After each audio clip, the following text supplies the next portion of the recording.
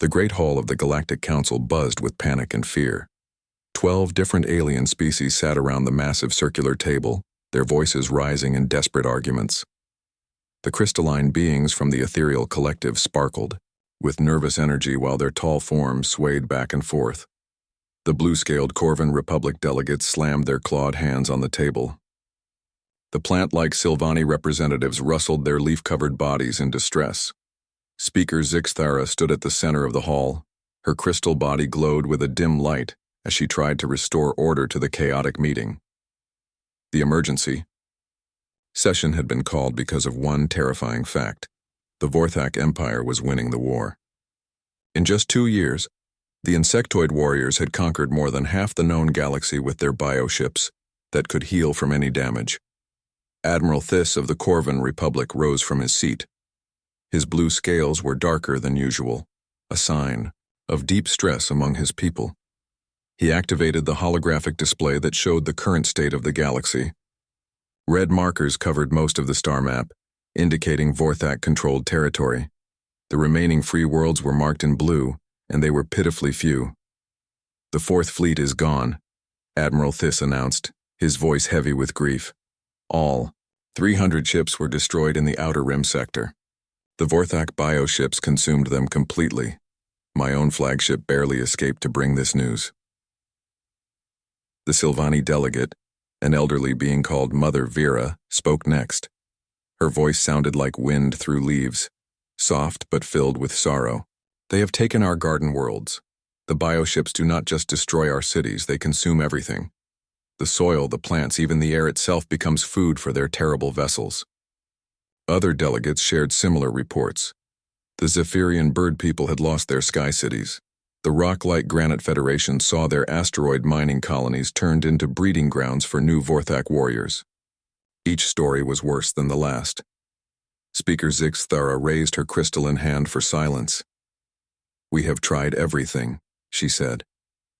"Our energy weapons cannot penetrate their adaptive armor. Our ships cannot outrun their swarms.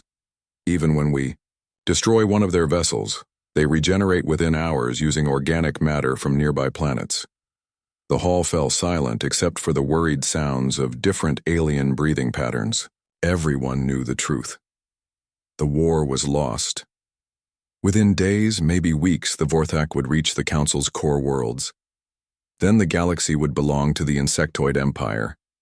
An old Corvan historian named Veltar slowly stood up.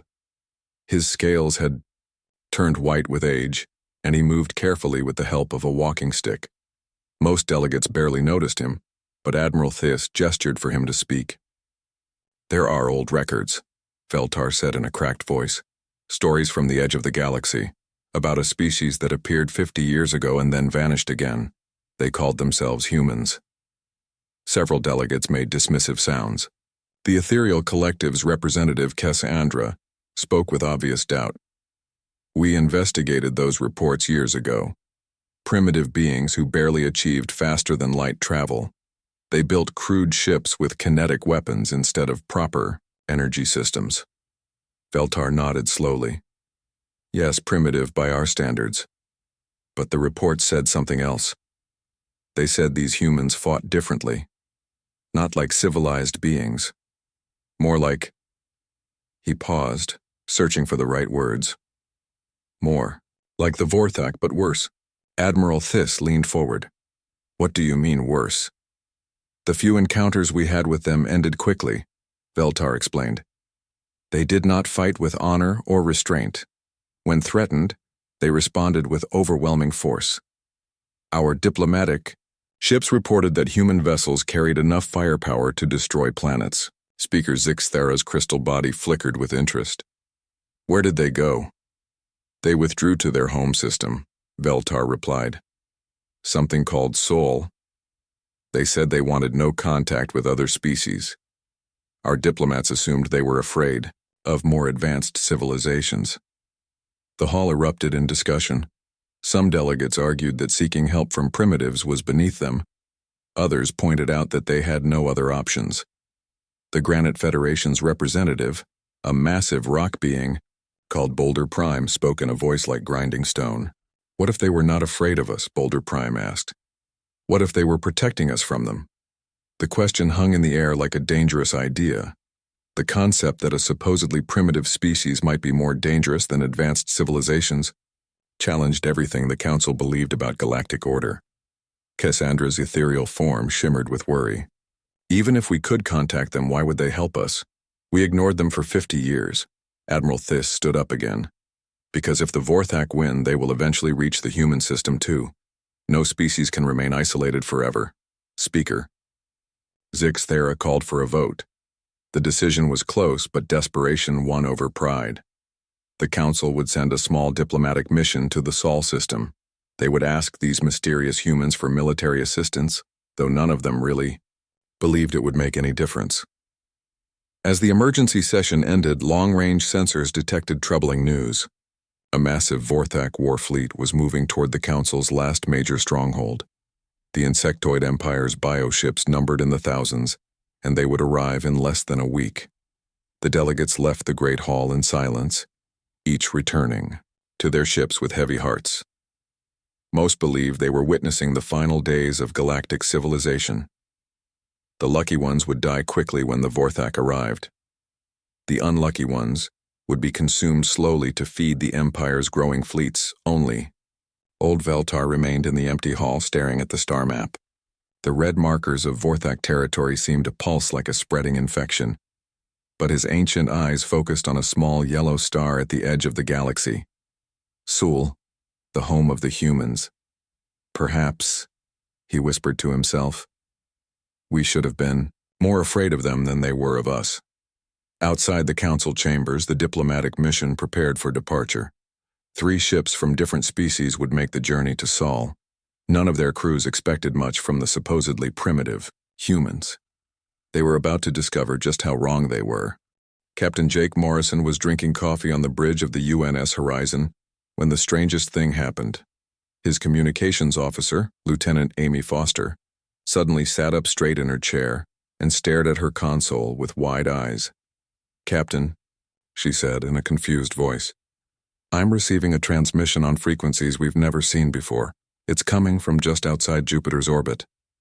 Morrison set down his coffee cup and walked over to her station. The Horizon was conducting routine patrol duty in the outer solar system, checking for asteroid threats and maintaining the early warning network. Nothing exciting ever happened out here. "What kind of transmission?" Morrison asked. Well, sir, it appears to be a diplomatic message. From something calling itself the Galactic Council. They're requesting permission to enter our solar system for peaceful contact." Morrison felt his stomach drop. Humanity had known about alien life for decades, but they had deliberately chosen isolation after several bad encounters in the early days. The official policy was to avoid all contact with other species unless directly threatened. 3 alien ships appeared on their sensors, moving slowly toward Earth. They were unlike anything in the human database. One ship seemed to be made of living crystal, another looked like it was grown rather than built, and the third appeared to be carved from solid rock. Morrison opened a channel to Earth Defense Command. Within minutes, he was speaking directly to Admiral Patricia Wells, the head of human military forces. She was a tough woman in her 60s who had fought in the Mars colonial wars and the Jupiter mining conflicts. "Bring them to Earth," Admiral Wells ordered. "But keep our defense grid active and ready." The alien delegation consisted of 3 beings that looked nothing like humans. Admiral Thys was a tall creature covered in blue scales with yellow eyes that seemed to glow. Cassandra appeared to be made of living light that had somehow taken solid form. The 3rd alien, called Rethak, was younger than the others and clearly nervous about meeting humans. The meeting took place in a secure conference room deep beneath Earth Defense Command. Admiral Wells sat across from the aliens with a team of human military officers and scientists.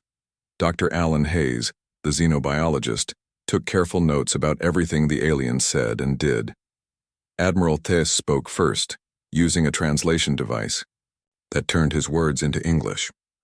"We come seeking military assistance. Our galaxy faces extinction from an enemy called the Vorthak Empire. They have conquered most of our worlds using bioships that can regenerate from any damage."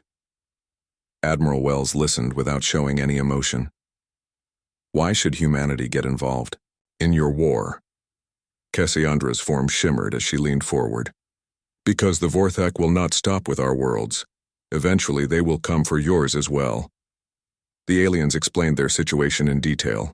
They described the Vorthak bioships that could heal from energy weapon damage and grow stronger by consuming organic matter.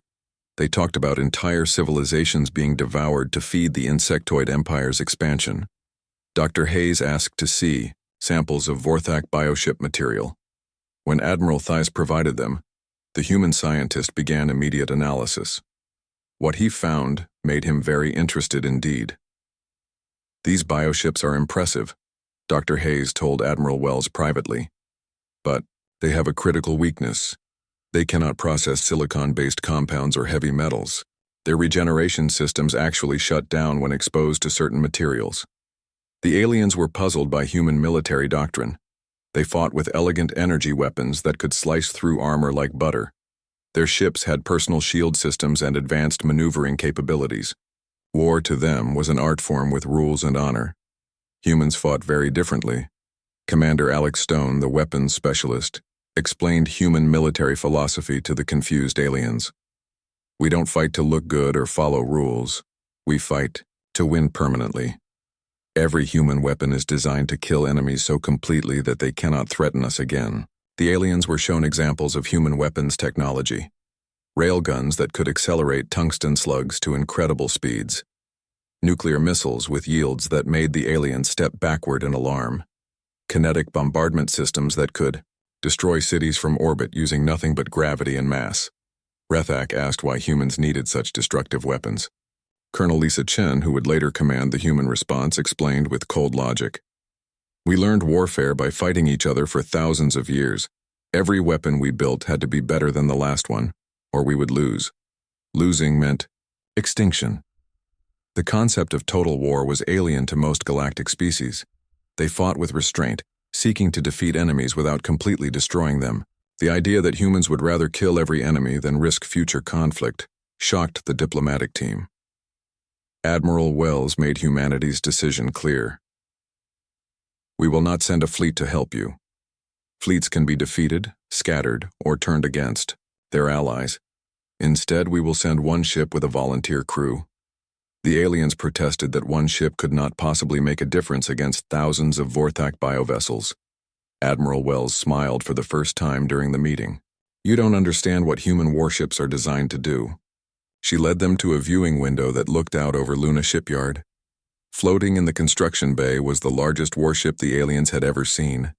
The UNS Retribution was 2 kilometers long and bristled with weapon systems that made no sense to galactic military thinking. The Retribution represents 50 years of human military development, Admiral Wells explained. It was built with one purpose, to eliminate threats to humanity permanently and completely. Dr. Hayes shared his analysis of the Vorthak bioships with the ship's design team. Within hours, new weapon specifications were being loaded into the Retribution's manufacturing systems. Ammunition designed specifically to exploit the bioship's silicon sensitivity would be ready before departure. Captain Lisa Chen was chosen to command the mission. She was a veteran of multiple human conflicts and understood what the galaxy was asking of humanity. As she reviewed the mission parameters, she realized that the aliens had no idea what they had just unleashed. The diplomatic team prepared to return to the war zone with news of humanity's response. Admiral Theiss was skeptical that one ship could change anything. Cassandra's ethereal form flickered with uncertainty. Only young Rethak seemed to sense that something significant had just happened. As the alien ships departed from Earth, Admiral Wells watched them leave from her office window. She had not told them everything about the Retribution. Some things were better demonstrated than explained.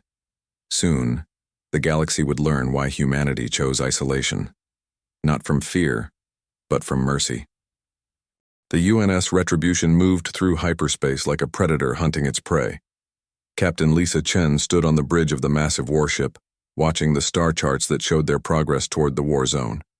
Her crew of 200 humans worked at their stations with the quiet efficiency that came from years of training. Chief Engineer Carlos Rivera monitored the ship's power systems from his position near the back of the bridge. The Retribution's fusion reactors generated more energy than most alien space stations. Every system was designed with multiple backups and the ability to continue fighting even when heavily damaged. Commander Alex Stone checked his weapons displays for the 100th time since leaving Earth. The ship's arsenal would have terrified most galactic civilizations. Railguns that could punch holes through planetary crust. Fusion torpedoes with yields measured in megatons. Experimental weapons that existed only in human imagination until now. Lieutenant Maya Johnson worked at the navigation station, calculating jump coordinates with mathematical precision. The Retribution could travel faster than most alien ships, because human engineers cared more about reaching their destination than looking elegant while doing it. Sub-Commander Rethak stood near Captain Chen, serving as their alien liaison. The young Corvan officer had volunteered to remain aboard the human ship to provide intelligence about Vorthak tactics. What he was learning about human military thinking disturbed him greatly. "Your people fight very strangely," Rethak said, as he watched the crew prepare for battle. "In galactic warfare, we seek to disable enemy ships and force surrender. Your weapons seem designed only to destroy completely." Captain Chen turned to look at the alien officer. Her expression was calm, but her eyes were cold. "Disabled enemies can repair their ships and fight again. Surrendering enemies can change their minds. Dead enemies stay dead forever."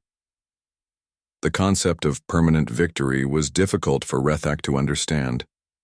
His people, like most galactic species, fought with honor and restraint. They sought to defeat enemies without destroying them completely. The human approach seemed unnecessarily brutal. Chief Rivera explained human military philosophy while running diagnostics on the ship's manufacturing systems. "We learned warfare by fighting each other for thousands of years. Every war taught us that showing mercy to enemies often means they come back stronger. So we stopped showing mercy." The Retribution's manufacturing capabilities amazed Rethak. The ship could produce ammunition, spare parts, and even small weapons during combat. Human engineers had designed every system to be self-sufficient because they expected to fight alone against superior numbers. Commander Stone showed Rethak the weapon specifications they had developed specifically for Vorthak bioships. The ammunition contained silicon compounds and heavy metals that would prevent the organic vessels from regenerating. Dr. Hayes' analysis had revealed exactly how to turn the bioship's greatest strength into a fatal weakness. "We call this kill rounds," Stone explained as he loaded the special ammunition into the railgun systems. "One hit from these will not just destroy a bioship, it will poison the organic matter so completely that other bioships cannot use it for regeneration." The tactical approach was typically human. While galactic civilizations had spent years trying to match Vorthak regeneration technology, humans simply found a way to make regeneration impossible. They did not fight fair. They fought to win. Lieutenant Johnson announced that they were approaching the edge of the war zone. Long-range sensors began detecting the massive Vorthak fleet that surrounded the last free worlds. The numbers were staggering. Over 10,000 bioships arranged in attack formations that stretched across multiple star systems. Captain Chen opened communications with the surviving Council fleets. The alien commanders who responded to her calls were desperate and exhausted. Many had been fighting continuously for months, watching their forces slowly consumed by the relentless Vorthak advance. Admiral Thies appeared on the main screen from his flagship. The blue-scaled commander looked older than when he had visited Earth just weeks earlier. "Captain Chen, I am grateful that humanity answered our call. But I must tell you honestly that one ship cannot possibly make a difference against such numbers." Chen's response was delivered in the same calm voice she used for routine reports. "Admiral Thies, your people have been fighting the Vorthak using galactic military doctrine. We are about to demonstrate human military doctrine. Please ensure all friendly forces are at least 1 light minute away from the battle zone." The request puzzled the alien commanders. 1 light minute was an enormous distance in space combat. Most galactic weapons had effective ranges measured in light seconds, at most. Why did the humans need such a wide engagement zone? Rethak watched the human crew prepare for battle with growing unease. There was no excitement or bloodlust among them. They worked with the same professional calm they showed during routine operations. To them, this was just another job that needed to be completed efficiently. Chief Rivera reported that all systems were functioning at optimal levels. The ship's artificial intelligence had calculated firing solutions for the first wave of targets. Manufacturing bays were producing specialized ammunition at maximum rate. Everything was ready for what humans called pest control operations. Commander, Stone armed the weapon systems with deliberate precision. Each railgun was loaded with kill rounds designed to prevent bioship regeneration. Fusion torpedoes were programmed with proximity fuses that would create expanding fields of superheated plasma. The experimental nanite weapons were prepared for deployment if the situation required extreme measures. Captain Chen made one final announcement to her crew over the ship's communication system. We are about to engage an enemy that has conquered most of this galaxy. They believe their bioships are invincible because they can regenerate from any damage. Today we will teach them why humans do not believe in invincible enemies. The Retribution dropped out of hyperspace at the edge of the battlefield. Every ship in both fleets immediately detected its arrival. The massive human dreadnought appeared on sensors like a dark omen, radiating energy signatures that made no sense to galactic military understanding. For the first time since the war began, the Vorthak advance stopped completely. High Commander Zakthul aboard the primary bioship had received intelligence reports about human ships, but seeing one in person was different. The vessel was larger than anything in his fleet and carried weapons that his analysts could not identify. The galaxy held its breath as the human warship took position just outside the combat zone. On thousands of ships across multiple species, alien crews watched their sensors and waited to see what humanity would do when finally provoked to violence. They were about to learn why humans had chosen 50 years of isolation.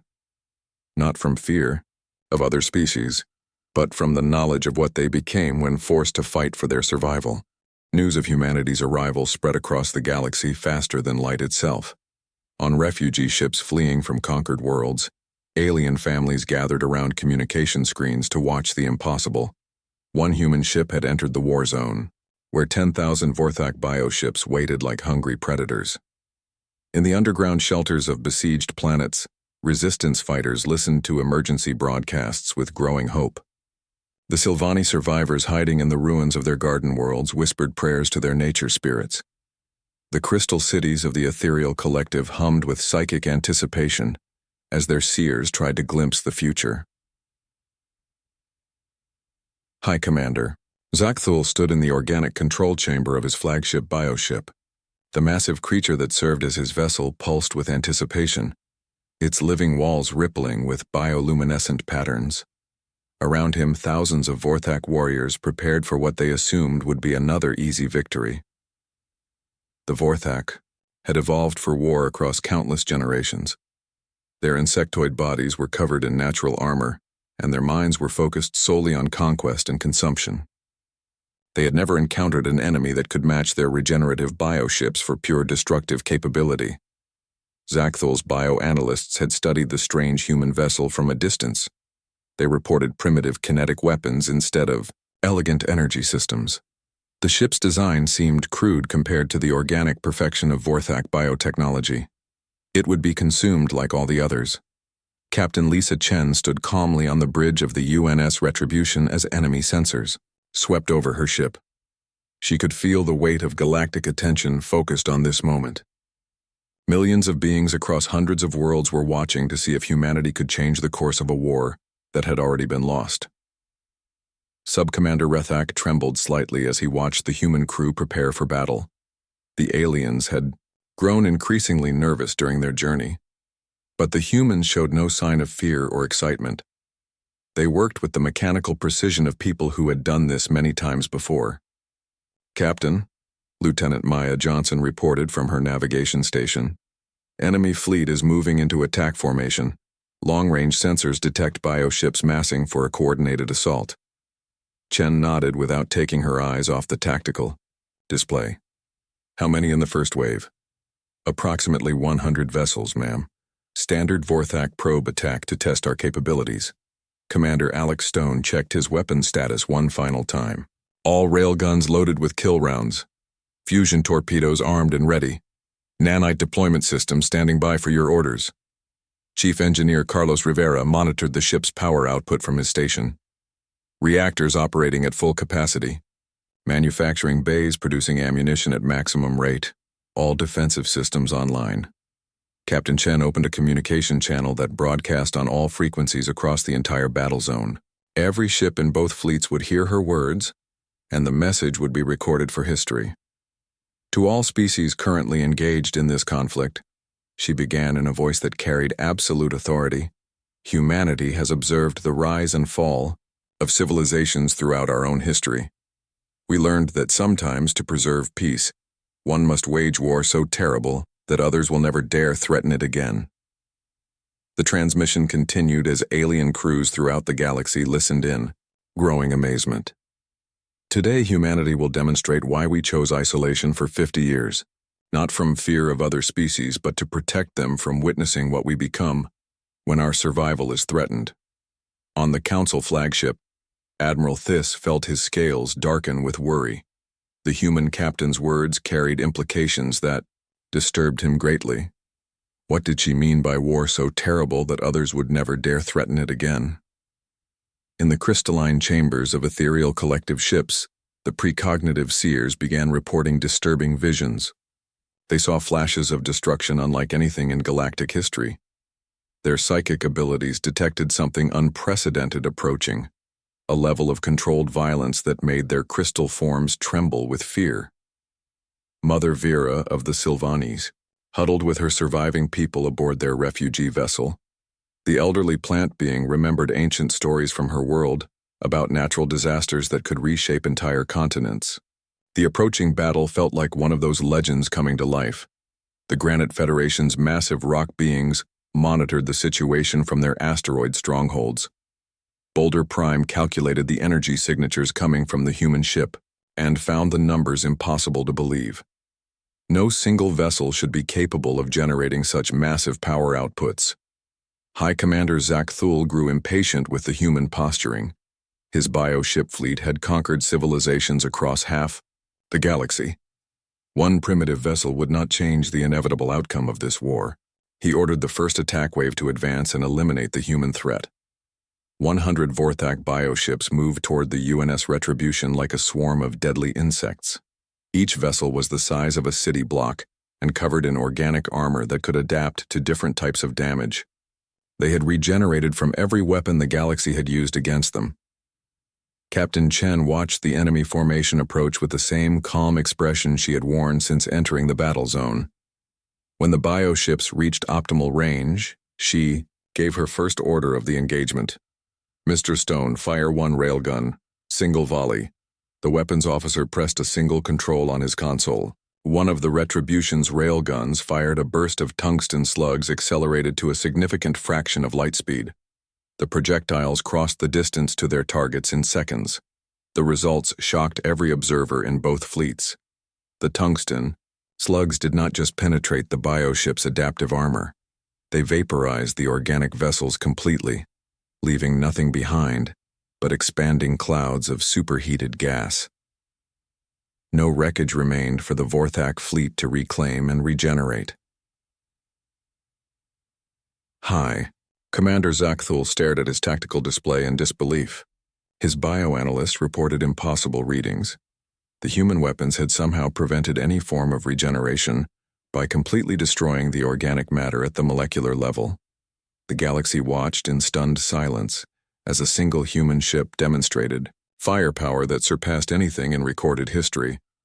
The Vorthak probe attack had been eliminated without the human vessel moving from its position or showing any sign of stress. Captain Chen's voice filled the communication channels once again. That was a demonstration of restraint. The next attack will receive our full attention. Across the battle zone, alien crews began to understand that they were witnessing something beyond their comprehension. Humanity had not sent a warship to join the galactic conflict. They had sent something that transcended the very concept of warfare as other species understood it. High Commander Zak Thul could not believe what his sensors were telling him. 100 of his bioships had been completely destroyed by a single volley from the human vessel. Not damaged or disabled, but vaporized so completely that no organic matter remained for his fleet to reclaim and regenerate. The Vorthak commander felt something he had never experienced before in his long career of conquest: doubt. His bioships were supposed to be invincible because they could heal from any damage and grow stronger by consuming defeated enemies. But these humans had found a way to prevent regeneration entirely. Rage replaced doubt as Zakthul realized that his empire's greatest advantage had been neutralized. He would show these primitive beings the true power of the Vorthak swarm. The High Commander ordered his entire reserve fleet to attack. 5,000 bioships began moving toward the lone human vessel. Captain Lisa Chen watched the massive enemy formation approaching on her tactical display. The Vorthak were committing nearly half their total fleet to eliminate one human ship. It was exactly the response she had expected from a species that had never learned the meaning of restraint. Multiple contacts inbound, Lieutenant Maya Johnson reported from navigation. 5,000 vessels in tight formation. Estimated time to weapons range is 4 minutes. Commander Alex Stone checked his firing solutions one more time. All weapon systems ready, Captain. Fusion torpedoes programmed for maximum dispersal pattern. Railguns loaded with kill rounds. Nanite deployment systems prepared for wide area. Release. Chief Engineer Carlos Rivera monitored the ship's power systems as they prepared for the largest engagement in human military history. Reactors stable at full output. Manufacturing systems producing ammunition faster than we can fire. All defensive systems operating normally. Subcommander Rethak stood frozen near the command chair as he watched the human crew prepare to face impossible odds. 5,000 enemy ships against one. In galactic military doctrine, this was not a battle but a massacre waiting to happen. Captain. Chen opened the ship's internal communication system. All hands, this is the captain. We are about to engage a large enemy formation. Remember your training and do your jobs. Today we show the galaxy why humanity chooses peace through superior firepower. The approaching Vorthak fleet was the largest concentration of bioships ever assembled for a single attack. Each vessel pulsed with organic energy as they prepared to overwhelm the human ship through sheer numbers. Their adaptive armor began changing configuration to resist the kinetic weapons they had witnessed. Across the galaxy, alien civilizations watched the unfolding battle with growing terror and fascination. The ethereal collective's seers reported. Psychic screams of anticipation from the Vorthak fleet mixed with something else.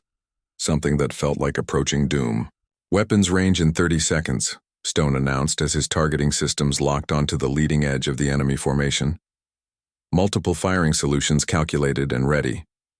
Chen waited until the Vorthak fleet was exactly where she wanted. Them. Packed together for maximum intimidation effect, moving too fast to change course. Committed to an attack that would bring them into the killing zone of every weapon system on her ship. Execute firing plan Alpha, she ordered in the same calm voice she used for routine operations. The UNS Retribution unleashed hell itself upon the Vorthak fleet. Every railgun fired in sequence, sending streams of tungsten slugs into the packed enemy formation. Fusion torpedoes spread out like a deadly flower, each warhead creating expanding spheres of plasma hot enough to sterilize space itself. The results were beyond anything the galaxy had ever witnessed. Hundreds of bioships simply ceased to exist as the railgun slugs tore through their formations. The fusion torpedoes created overlapping fields of superheated gas that vaporized everything they touched. In less than 60 seconds, more than half the attacking fleet was completely destroyed, but Captain Chen was not finished. Deploy nanite cloud, maximum dispersal, she ordered. Commander Stone activated the Retribution's most terrifying weapon. Billions of microscopic machines spread out from the human ship like an invisible plague, seeking organic matter to break down at the molecular level. The nanites had been programmed with one simple directive: prevent any form of biological regeneration. The remaining Vorthak bioships began dissolving from within as the nanites invaded their organic systems. Their regenerative abilities, perfected over millions of years of evolution, became their greatest weakness as the microscopic machines turned their own healing processes against them. High Commander Zak Thul watched his empire's greatest fleet die in ways that violated every law of galactic warfare. The bioships did not just lose power or suffer damage. They were being systematically disassembled at the cellular level by weapons that seemed designed specifically to counter biological technology. The Vorthak commander tried to order a retreat, but the nanite cloud had already reached his flagship. The living walls of his bioship began turning gray and brittle as their organic components were broken down into harmless elements. His own body started to feel strange as the microscopic invaders began their terrible work. Admiral Thys aboard the Council flagship could barely comprehend what he was witnessing. The most feared armada in galactic history was being systematically eliminated by a single human vessel. The blue-scaled commander whispered to his crew that they were watching the end of an empire. Across the galaxy, alien civilizations fell silent as they absorbed the implications of what they had seen. The Vorthak Empire, which had seemed unstoppable, just hours earlier was being destroyed so completely that no trace would remain for future regeneration. Captain Chen opened a communication channel that reached every inhabited system in the galaxy. Her words would be remembered for generations as the moment when the universe learned what humanity could do when truly threatened. To all species who have suffered under Vorthak aggression, she began, your oppressors are being eliminated. To any other civilizations considering expansion through conquest, understand that humanity offers friendship to all peaceful beings, but we will respond to threats with overwhelming force. The last Vorthak bioship stopped transmitting as the nanites completed their work. High Commander Zak Thul and his empire died not in glorious battle, but dissolved into component atoms by microscopic machines that showed no mercy and left nothing behind. The UNS Retribution turned away from the battlefield and began its journey back to Earth. Behind them, empty space marked the location where an empire had existed moments before. The galaxy was silent except for the stunned communications of alien species trying to process what they had witnessed. Years later, when alien children learned about the day humanity entered galactic warfare, they would be told it was both a story of hope and a warning. The galaxy had found peace, but only because one species had demonstrated the terrible cost of threatening that peace. The human ship disappeared into hyperspace, leaving behind a universe forever changed by the knowledge that somewhere beyond the edge of known space lived beings who fought not for conquest or glory, but for the absolute certainty that their enemies would never threaten anyone again.